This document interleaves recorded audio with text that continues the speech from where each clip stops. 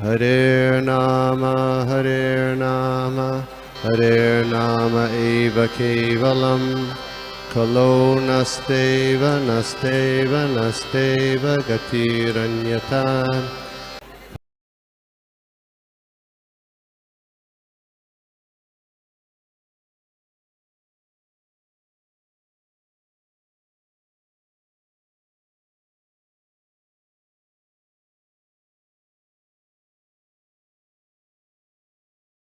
हरे कृष्ण। नमो विष्णुपादाय कृष्णप्रेष्ठाय भूतले श्रीमते भक्ति वेदांत स्वामिनिति नामिने। नमस्ते सारस्वती देवी गौरवाणी प्रचारिणे निर्विशेष शून्यवादी पाश्चात्य देशतारिणे। जय श्री कृष्ण चैतन्य प्रभु नित्यानंद श्री अद्वैत गदाधर श्रीवासादि गौर भक्त वृंदा। हरे कृष्णा कृष्ण कृष्णा हरे हरे, हरे राम राम राम हरे हरे। हरे कृष्ण महामंत्र की जय, श्रील प्रभुपाद की जय, सभी एकत्रित भक्त वृंद की जय। Hare Krishna. So thank you so much. So आज हम देख रहे हैं ये दामोदर लीला के, अभी जो दामोदर मंथ जो चल रहा है, कार्तिक मंथ जो चल रहा है। सो इसमें हमने कई बार देखे कि दामोदर लीला के बारे में हमने श्रवण किया। तो हम आज के टॉपिक में ये देखें कि ये जो दामोदर लीला, जो भगवान ने जो दामोदर लीला रचा है, इसके पीछे के 12 कारण जो श्रीपाद वल्लभाचार्य जी और श्रीधर स्वामी जी इसके पीछे बताते हैं कि भगवान ने ये जो जो जो दामोदर लीला किया हुआ है, इसके पीछे क्या कारण है। तो देर आर 12 कारण, 12 कारण है उसके पीछे। मैं जो भी भक्तों के मुखारबिन से जो मैंने सुना है, वही मैं यहाँ पे बोलने का प्रयास करूंगा। जैसे कि अगर देखे भगवान ने दामोदर लीला क्यों की है, बिकॉज इस दामोदर लीला में हम देखते हैं कि भगवान भगवान बनने जा रहे हैं, मतलब समवन इज टाइम, मतलब भगवान को कोई बांध रहा है।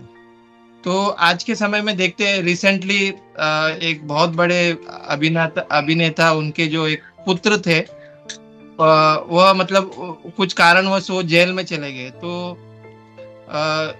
उन्होंने, वो जो व्यक्ति थे, वो मतलब पूरे भारत को अपने सर पे उठा, भारत को अपने सर पे उठा लिया था। मतलब पूरे मीडिया, सब जगह से न्यूज़ यही चर्चा में थे। तो आखिरकार 4-5 दिन के बाद उसने अपने पुत्र को छुड़ा दिया उस जेल से। तो हम देखते कि जो बहुत बड़े व्यक्ति जो होते हैं, वो कभी बनना नहीं चाहते। मतलब उनको ऐसा अच्छा नहीं लगता कि उनको कोई पकड़े या उनको कोई बांधे। और अगर कदाचित तो अगर बंद भी गए, तो उससे वो छूटना चाहते हैं, तो उससे वो बाहर निकलना चाहते हैं, वो बंधन से। पर यहाँ पे हम देखते हैं कि भगवान दामोदर जी, भगवान कृष्ण जी स्वयं बनने जा रहे हैं। सो इससे हम ये देखते हैं कि आज का जो प्रथम कारण है, ये जो 12 कारण जो श्रीपाद वल्लभाचार्य जी और श्रीधर स्वामी जी क्या कहते हैं। सो जो प्रथम कारण है दामोदर लीला का, उसमें हिज होलीनेस राधा गोविंद गोस्वामी महाराज जी बताते हैं कि एक बार भगवान अपने धाम में बैठे हुए थे, और अपने धाम में बैठे बैठे उन्होंने ऐसा सोचा कि मैं पूरी दुनिया को मैं बांधता हूँ, मैं बांधे रखता हूँ पूरी दुनिया को, पर कोई मुझे बांधने वाला नहीं है। तो भगवान ने ऐसे सोचे, और हम ये देखते हैं कि भगवान को फिर वो लोभ हुआ कि कोई आके मुझे बांधे। तो भगवान जो स्वतंत्र है, वो बावजूद भी भगवान कृष्ण ये चाहते थे कि भगवान कृष्ण को ये लोभ हुआ कि उनको कोई आके बांधे। तो उसके बाद ही उसके लिए ये जो दामोदर लीला हुई, ये हिज होलीनेस राधा गोविंद गोस्वामी महाराज बताते हैं कि ये जो पहला कारण जो है कि भगवान खुद ही अपने आप को बनना चाह रहे थे अपने भक्तों के माध्यम से। तो यह है पहला कारण दामोदर लीला का। दूसरा कारण जो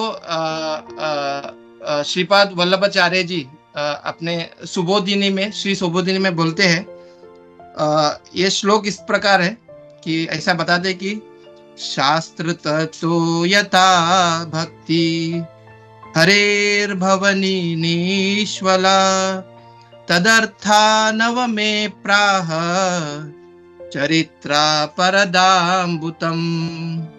तो यहाँ पे श्रीपाद वल्लभाचार्य जी बताते हैं ये जो दूसरा कारण दामोदर लीला का, यहाँ पे बोलते हैं कि शास्त्र तो यथा भक्ति, मतलब शास्त्र को अगर हम अच्छे से उसका अगर अर्थ को हम जानेंगे तो हमारी भक्ति क्या होगी।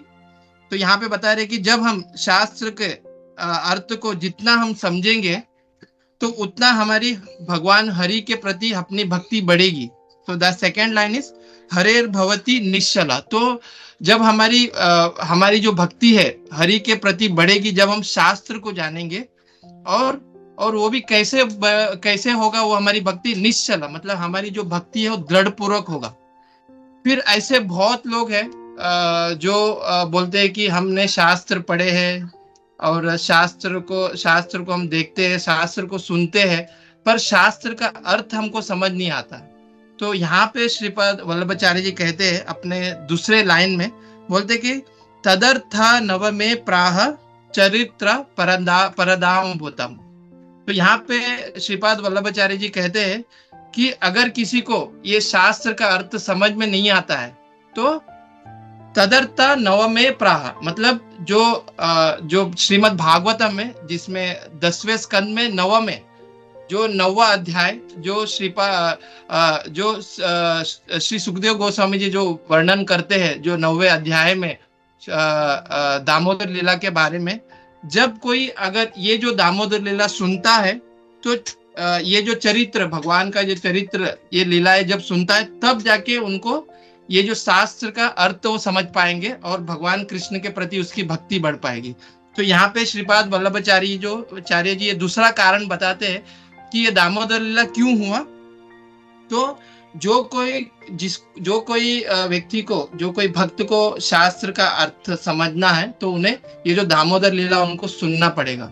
तो ये जो दूसरा कारण है दामोदर लीला का, वो श्रीपाद वल्लभाचार्य जी बताते हैं। फिर तीसरा कारण सुबोधिनी में, श्री सुबोधिनी में श्रीपाद वल्लभाचार्य जी बताते हैं कि सबसे बड़ा वीर कौन है। अगर हम देखते हैं कि बहुत सारे जो आज के जमाने में बहुत सारे जो लोग हैं जिम में जाते हैं, थोड़ी सी बॉडी शॉडी कर लेते हैं और थोड़े से फाइट करके उनको लगता है कि वो बहुत बड़े वीर है। तो यहाँ पे श्रीपाद वल्लभाचार्य जी कहते हैं कि भगवान ने ये जो दामोदर लीला रचा है, इससे भगवान ये बताना चाहते हैं कि सबसे बड़े वीर कौन है। तो यहाँ पे श्रीपाद वल्लभाचार्य जी कहते हैं कि अति पौरुषमय तद्धि जीवा निमिति निश्वतम। तो यहाँ पे श्रीपाद वल्लभाचार्य जी कहते हैं कि अति पौरुषमय तद्धि, मतलब परम परमेश्वर स्वतंत्र ईश्वर को जो कोई अपने वश में कर लेता है वही सबसे बड़ा वीर है। वो इस श्लोक में बताते हैं। तो हम देखते कि माता यशोदा माता ने भगवान को अपने वश में कर लिया, तो उनसे बड़ा वीर कौन है। तो यही लीला, यही जो वीर, मतलब सबसे बड़ा वीर कौन है, उसको दिखाने के लिए भगवान ने ये दामोदर लीला किया। तो ये है तीसरा कारण कि सबसे बड़ा वीर कौन है। तो वो समझाने के लिए भगवान ने ये दामोदर लीला किया। तो यह दामोदर लीला का तीसरा कारण है, मतलब दामोदर लीला के पीछे तीसरा कारण है। फिर चौथा कारण, तो चौथा कारण में फिर से श्रीपाद वल्लभाचार्य जी अपने सुबोधिनी में कहते हैं कि द्वादशा अनगम अतिक्रम्य षड ऐश्वर्या भवेद गुणे। तो यहाँ पे श्रीपाद वल्लभाचार्य जी बोलते हैं कि हालांकि हम देखते हैं कि अलग अलग आचार्यों ने अलग अलग अंगों के बारे में बताया, भक्ति के अंग के बारे में बताया। अगर हम देखते कि श्री चैतन्य महाप्रभु जी तो वो हमें बताते भक्ति में 5 अंग के बारे में बताते हैं। तो क्या है, हमने हर समय इसके बारे में चर्चा की है। द फर्स्ट इज साधु संग, भागवत श्रवण, अर्च विग्रह की सेवा, हरि नाम और धामवास। तो श्री चैतन्य महाप्रभु जी ने ये 5 अंग के बारे में वर्णन किया है। और हम अगर देखेंगे प्रहलाद महाराज जी, वो कितने अंग के बारे में वर्णन करते हैं? 9 नवविधा भक्ति के बारे में प्रहलाद महाराज जी बताते हैं कि श्रवणम कीर्तनम विष्णु स्मरणम पाद सेवनम अर्चनम विग्रहम साक्यम आत्मनिवेदनम। तो ये जो 9 प्रकार के 9 जो भक्ति के अंग है वो प्रहलाद महाराज जी बताते हैं। फिर अगर हम भगवान रामचंद्र जी के बारे में बताएं तो भगवान रामचंद्र जी ने माता शबरी को टोटल 10 प्रकार 10 भक्ति के अंग के बारे में भगवान रामचंद्र जी ने शबरी को बताया। तो उसमें ऐसा लिखा जाता है कि परतम परतम भक्ति संतना कर संग, दूसरी रतमन कथा प्रसंग। तो ऐसे 10 भक्ति के अंग के बारे में भगवान रामचंद्र जी माता शबरी को बताते हैं। फिर अगर हम देखें श्रील रूप गोस्वामी जी, उन्होंने 64 अंग के बारे में बताया, हम जो नेक्टर ऑफ डिवोशन में पढ़ रहे हैं भक्ति रसामृत सिंधु में। तो यहाँ पे श्रीपाद वल्लभाचार्य जी क्या कहते हैं इस श्लोक में, जो चौथा कारण है दामोदर लीला के बारे में, तो द्वादशा अनगम अतिक्रम्य, मतलब वो द्वादशा मतलब 12 जो भक्ति के अंग है उसके बारे में श्रीपाद वल्लभाचार्य जी बताते हैं। पर जो मेन जो लाइन है उसके बाद श्रीपाद वल्लभाचार्य जी लिखते हैं कि षड ऐश्वर्य भवेद गुणे। तो यहाँ पे श्रीपाद वल्लभाचार्य जी ऐसे बताते हैं कि यदि हम ऐसे सोचे कि हम ये जो भक्ति के जो अंग है, अलग अलग प्रकार के अंग, इससे हम भगवान को बांध सकेंगे, तो श्रीपाद वल्लभाचार्य बोलते हैं कि वैसे हम भगवान को बांध नहीं पाएंगे। हालांकि हमें भक्ति में प्रोग्रेस करने के लिए ये सब अंगों से हम ये सब अंग जो है भक्ति के जो अंग है वो हमारी साधना भक्ति को बढ़ाएंगे। पर भगवान कैसे बनेंगे, तो वो दूसरे लाइन श्रीपाद वल्लभाचार्य कहते हैं कि षड्वैश्वर्य भवेद गुणे। जो भगवान के अंदर जो षड ऐश्वर्य है, तो उस षड ऐश्वर्य से ही भगवान हमें बांध सकते हैं या भगवान को हम बांध सकते हैं।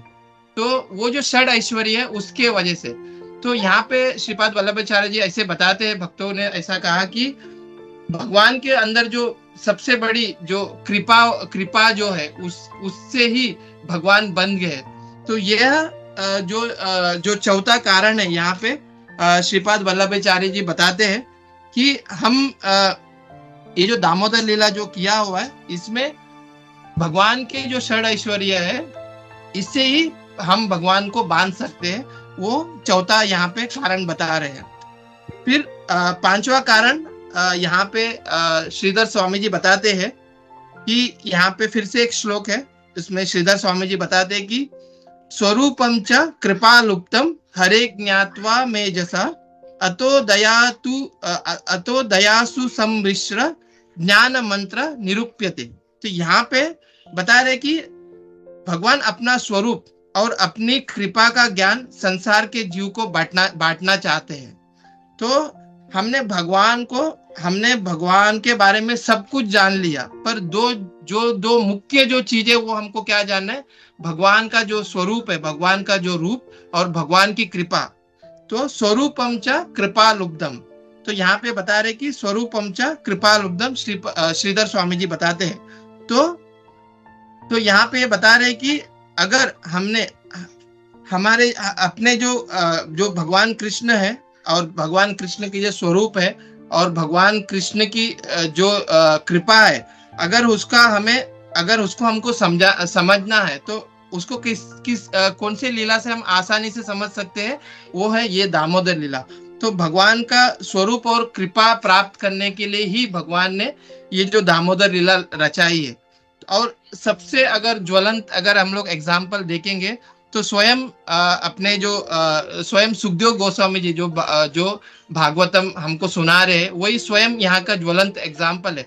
जैसे कि हम देखते हैं कि जब सुखदेव गोस्वामी जी भाग रहे थे, तो उनके पिता ने ये जो 2 श्लोक है जिसमें भगवान का स्वरूप और भगवान की जो कृपा है उसके बारे में जब उन्होंने वो जो श्लोक उन्होंने गाया और वो जो श्लोक उनके जो कर्ण में गए, तो इससे हम अभी देख पा रहे हैं कि हम श्रील सुखदेव गोस्वामी जी से ये जो भागवत हम सुन पा रहे हैं। तो ये जो भगवान की कृपा और भगवान का जो रूप है वो हम कौन से लीला में आसानी से हम जान पाएंगे, ये जो दामोदर लीला में। तो इसी जो ये जो 5वां कारण है दामोदर लीला का कि भगवान को अगर हम आसानी से समझ पाएंगे तो वो यही लीला में जिसमें हम भगवान का रूप और भगवान की जो कृपा है उसको हम प्राप्त कर सकते हैं। तो ये है 5वां कारण, भगवान के जो दामोदर लीला के पीछे ये जो 5वां कारण है। फिर 6वां कारण भगवान ये श्रीपाद वल्लभाचार्य जी अपने सुबोधिनी में कहते हैं कि निरोधी यदि भक्ताम स्वसिम्ना स्वच तेषु च तदोभयसु सम्याध्य दृढ़ो भवति नायता।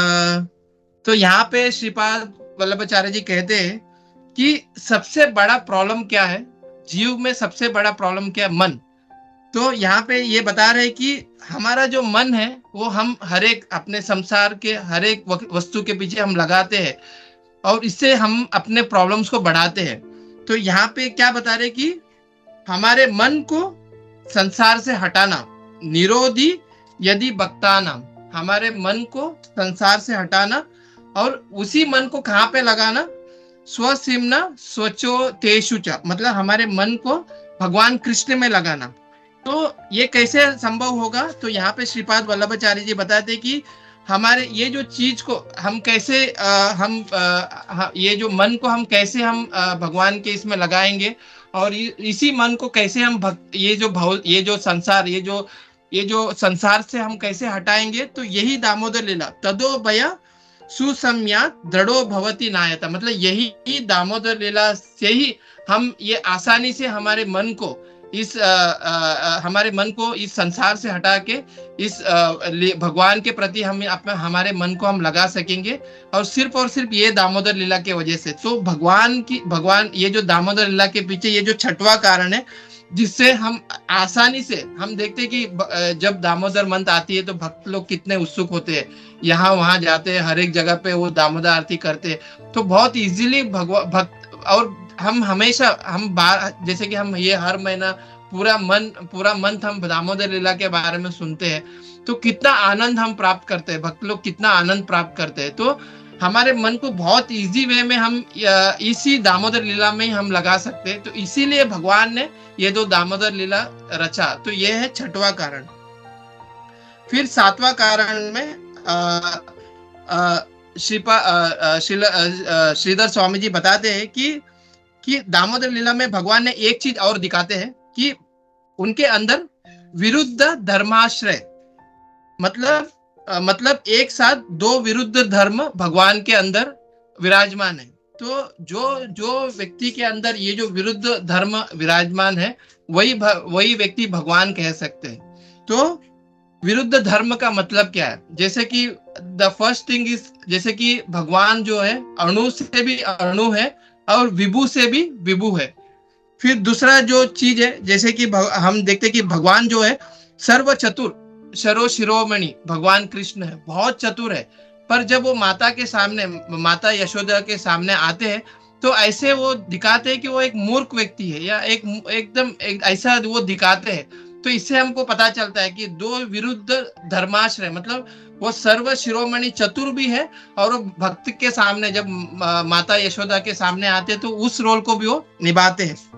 फिर तीसरा हम अगर इजीली देखें कि भगवान के अंदर कोई भी कामना नहीं है, वो भगवान के अकाम है, पर उनके अंदर वो कामना हुई माता यशोदा का, उनको दूध पीने का उनको वो कामना हुई। तो यहाँ पे हम देखते कि भगवान का जो रोल है विरुद्ध धर्माश्रय वो हम यहाँ पे भी देखते हैं। फिर अगर हम देखें कि भगवान के अक्रोध है, भगवान के अंदर कभी क्रोध नहीं आ सकता है, पर यहाँ पे देखते कि उन्होंने मटकी तोड़ दी और वो मटकियां तोड़ दिए। तो यहाँ पे भी वो भगवान का जो विरुद्ध धर्माश्रय जो रोल है वो यहाँ पे भी देखते। इवन हम देखते कि भगवान क्या है, सच्चिद आनंद, वो हमेशा आनंदमय है। पर दामोदर लीला में देखते कि वो दामोदर लीला में वो भगवान को रोता हुआ हमको दिखाई दिया, मतलब भगवान रो रहे हैं माता यशोदा के सामने। तो ये जो सातवां जो कारण है, भगवान यहाँ पे दिखाना चाहते हैं कि भगवान क्या है, वो विरुद्ध धर्माश्रय, मतलब भगवान के अंदर दोनों है, विरुद्ध धर्माश्रय, दोनों धर्म उनके अंदर विराजमान है, तो वही वो भगवान हो सकते हैं। तो वो ये है सातवां कारण। फिर आठवां कारण यहाँ पे श्रीधर स्वामी जी फिर बताते हैं कि जैसे भक्त जो है अन्य चीजों को छोड़ के भगवान के प्रति आसक्त होते, तो उसी तरह से जो भगवान भी है वो अन्य चीजों को छोड़ के जो भक्त जो है उनके ऊपर वो ज्यादा चिंतन करते हैं, ऐसा श्रीधर स्वामी जी कहते हैं। तो यहाँ पे भगवान यहाँ पे दिखाना चाहते हैं आठवां कारण में कि सिर्फ भक्ति भगवान का चिंतन नहीं करता है, यहाँ पे भगवान भी भक्त का चिंतन करता है। और इसी दामोदर लीला में हम देखते हैं जैसे कि वो नल कुंवर के बारे में हमने देखा, किस तरह से उन्होंने उस नल कुंवर को जो जो उनके आंगन में वो जो पेड़ जो वृक्ष खड़ा हुआ था उनको उन्होंने उद्धार कर दिया। तो भगवान भी भक्त के बारे में सोचते हैं। तो ये जो 9वां कारण जो है, जो 8वां कारण है, इसमें भगवान ये दिखाना चाहते हैं कि ना सिर्फ भक्त ही भगवान के बारे में नहीं सोचता है, भगवान भी अपने सब चीजों को छोड़कर, सब काम को छोड़कर वो जो उनके जो प्रिय भक्त है उनके बारे में वो सोचते हैं। तो ये 8वां कारण यहाँ पे बता रहे। फिर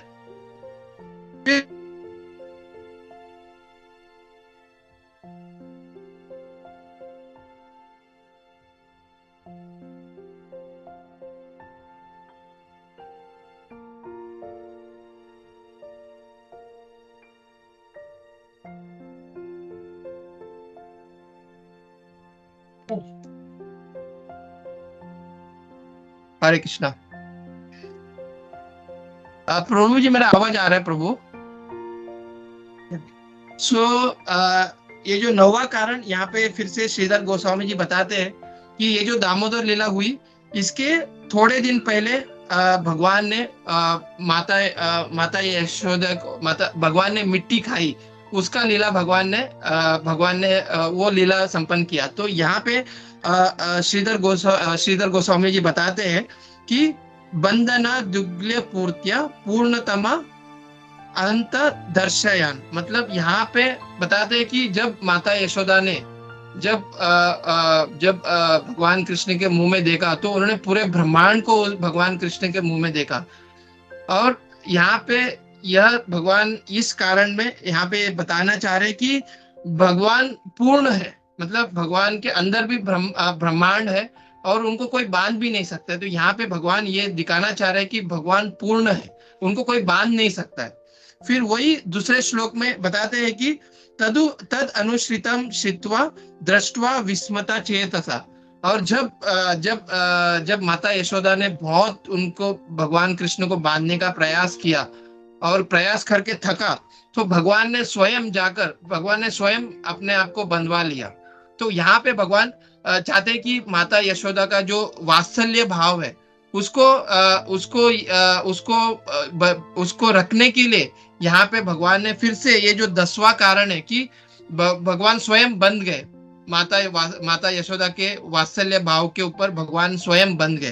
तो ये है 10वां कारण यहाँ पे बता रहे हैं। फिर 11वां कारण हम देखते हैं कि आजकल भगवान को प्रसन्न करने के लिए बहुत लोग बहुत कुछ प्रयत्न करते हैं, पर इस दामोदर लीला में हम देख सकते हैं कि भगवान को प्रसन्न करना है तो जो 2 उंगली जो हम देखते हैं कि माता यशोदा ने कितना प्रयास किया वो भगवान को बांधने का, फिर वो जो 2 उंगली उनको छोटी पड़ गई भगवान को बांधने के लिए, फिर जाकर भगवान ने अपना कृपा की और अपने आप को बंधवा दिए। तो यहाँ पे श्रीधर गोस्वामी जी बताते हैं कि भगवान को ऐसे प्रसन्न नहीं कर सकते, हमें प्रयास करना होगा, हमें प्रयास करना होगा भक्ति। अगर हमको भगवान को बांधना है तो हमें प्रयास करना होगा। ऐसे नहीं कि बहुत लोग बोलते हैं कि भगवान की कृपा हो तो ही हम आगे बढ़ पाएंगे, नहीं, हमें प्रयास करना होगा। जैसे माता यशोदा ने प्रयास किया, फिर जाके भगवान की कृपा हुई और भगवान अपने आप को बंधवा लिए। तो यहाँ पे श्रीधर स्वामी जी बताते हैं कि ये जो 11वां कारण है कि हमें प्रयास करना होगा और भगवान की कृपा, ये दोनों के लिए, ये दो चीज के लिए भगवान ने ये दामोदर लीला रची, ताकि हम भक्त इसको समझ पाए कि हम भगवान को कैसे बांध पाएंगे या कैसे उनको बांधेंगे, वो समझाने के लिए भगवान ने 11वां कारण, दामोदर लीला का जो 11वां कारण, ये इसी के लिए दामोदर लीला रचा गया है। फिर 12वां कारण, द मोस्ट इंपॉर्टेंट, यहाँ पे भगवान अपने किस तरह से भक्त का जो बोलते हैं क्वालिटीज यहाँ पे बता रहे। जैसा कि हम देखते हैं, अगर हम दामोदर दशक में देखते हैं तो वहां पे लिखा गया है कि इति द्रक्ष लीलाम्बिर आनंद कुंडे, मतलब भगवान हमेशा आनंदमय रहते हैं, भगवान को कोई चिंता नहीं, वो हमेशा आनंदमय रहते हैं। पर यहाँ पे क्या बता रहे हैं कि तदीयेषु तज्ञेषु भक्तेर जितत्वम। तो यहाँ पे बता रहे हैं कि अगर मुझे अगर मुझे जीतना है, अगर मुझे बांधना है, तो हम मुझे सिर्फ और सिर्फ भक्ति के माध्यम से ही हम मुझे बांधा जा सकता है। तो यहाँ पे यही बताते हैं कि इस दामोदर अष्टकम में तदीयेषु तज्ञेषु भक्तिर्जितत्वम, अगर मुझे बांधना है तो भक्ति से ही भगवान कृष्ण को बांध सकते, वही हम ये दामोदर अष्टकम में पढ़ सकते हैं। तो ये जो 12वां जो कारण है, ये इसमें हम भगवान हमको दामोदर लीला के द्वारा ये समझाना चाह रहे हैं कि सिर्फ और सिर्फ मैं भक्ति के माध्यम से मैं बन सकूंगा, otherwise there is no any other way to कि हम भगवान को बांधे। तो ये जो 12 कारण है, जो श्रीपाद वल्लभाचार्य जी जो वात्सल्य के जो आचार्य मूर्ति है, और श्रीधर गोस्वामी जी ने ये जो 12 कारण दामोदर लीला के बारे, मतलब ये जो दामोदर लीला के पीछे का जो 12 कारण कि क्यों दामोदर लीला रचा गया, तो वो श्रीपाद वल्लभाचार्य जी और श्रीधर गोस्वामी जी ने कहा। तो यहीं पे मैं अपनी वाणी को विराम देता हूँ। मैं प्रयास किया कि जो कुछ सुना मैंने भक्तों के मुखारबिन से, वही यहाँ पे मैं बोलने का प्रयास किया। या there is lots of thing, मतलब हम दामोदर आरती में अलग अलग भक्त लोग अलग अलग दामोदर लीला के बारे में बता रहे, जितना मतलब ये कम ही है, हम जितना भी सुनेंगे वो कम है। पर मैं सोचा कि ये एक टॉपिक ले, तो मैं यहीं पे अपने वाणी को विराम देता हूँ और सभी भक्तों का आभार व्यक्त करता हूँ कि उन्होंने इतना समय दिया।